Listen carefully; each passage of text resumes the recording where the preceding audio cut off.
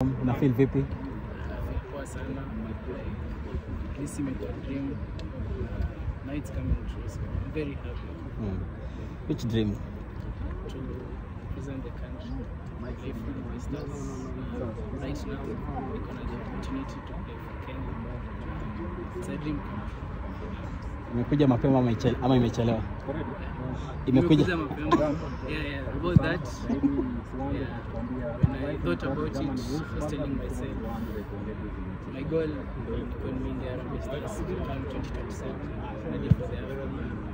But now you make a mapema. That's I'm very excited for it. I'm very happy. Ukisema dream come true, unamaanisha nini? How were you feeling when you are young? Kwamba you want to be here and now you are here. Like I said, dream come true. Nikiwa young, you were thinking about goals uko nayo kucheza football. Leo ndio the main goal for me. Ndio ni kucheza for Kenya.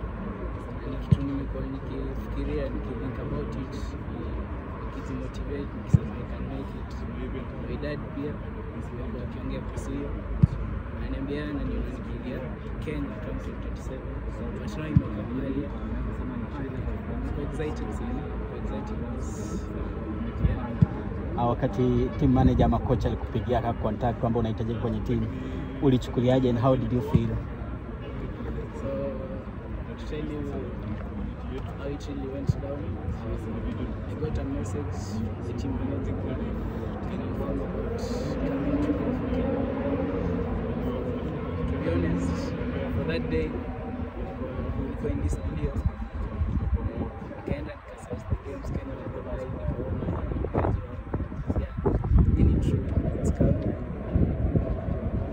Day got this video. Then from there on we can start. This is the time. Na sasa umekuja kwenye camp. What do you want to achieve with this team or for the moment that you are here? So for the moment, things about the players in the camp, open talent stream. Yeah, the first thing I want to achieve is to make the debut. To score goals. Celtic koje? Celta Vigo. Yeah. It's a good team. That's a lot of it.